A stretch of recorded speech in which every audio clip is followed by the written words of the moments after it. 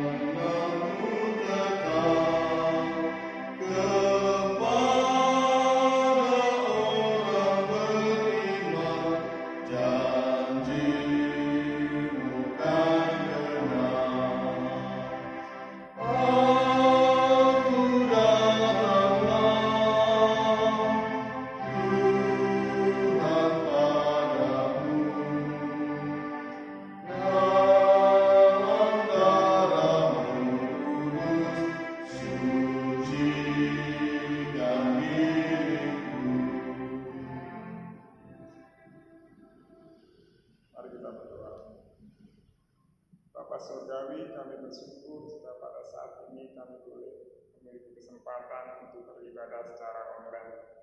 Inilah cara yang Tuhan kehendaki untuk kami tetap bersekutu dengan jemaat. Kiranya Tuhan menyertai dan memberkati ibadah ini dari awal, pertengahan, hingga pada akhirnya. Terpujilah Engkau selalu di dalam Kristus Yesus, Tuhan dan Juru Selamat kami. Amin.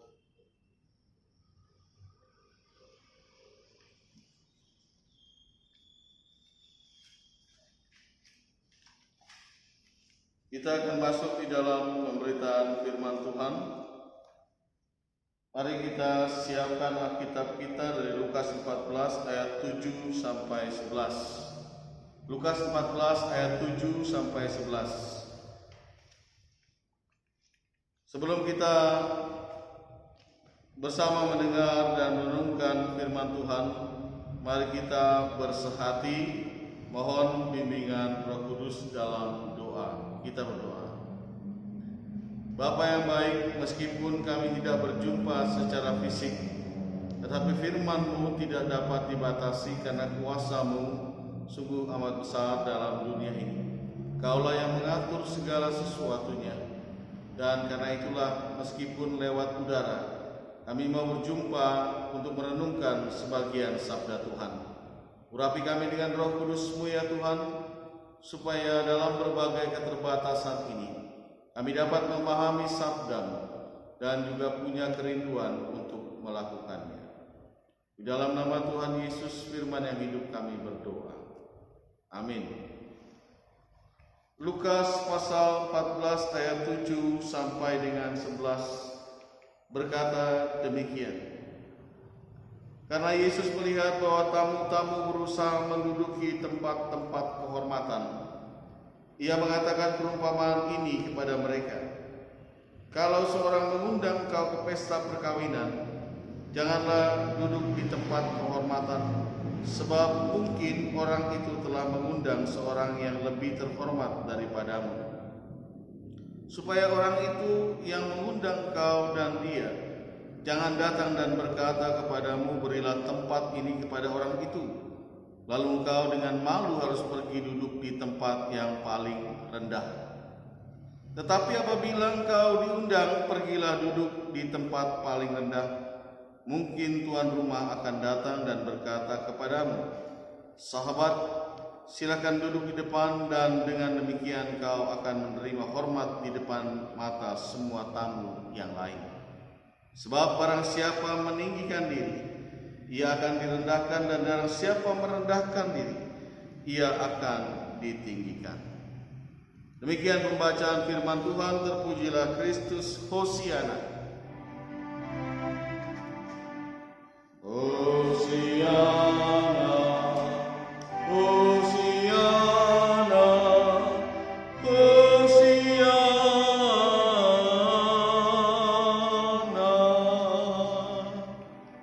Shalom saudara-saudaraku yang dikasihi Tuhan. Malam ini firman Tuhan memiliki tema pelayan dan kehormatan. Saudara-saudara, jika saya memiliki barang yang mahal, pasti dengan penuh sukacita saya akan coba pamerkan. Misalnya kalau saya pakai jam baru misalnya, saya selalu lihat-lihat jam ini supaya orang lihat. Kenapa? Karena saya bangga. Itu yang namanya prestise, kebanggaan atau kehormatan yang dimiliki dan dicari oleh banyak orang. Ukuran kehormatan menurut dunia ini adalah apa yang mereka punya, apa yang mereka miliki, apa yang mereka dapatkan. Itulah ukuran kehormatan menurut hitungan dunia. Entah jabatan, entah harta, entah juga produk-produk mahal dan lain sebagainya.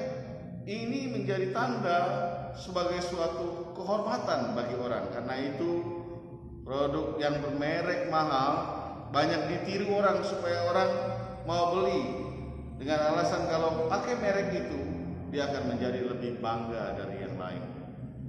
Nah, Ibu Bapak dan Saudara, firman Tuhan pada malam hari ini berbicara mengenai kehormatan dan pelayanan.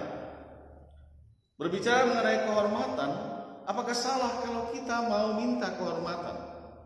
Tidak, itu tidak salah. Kehormatan itu adalah kebutuhan bagi setiap orang.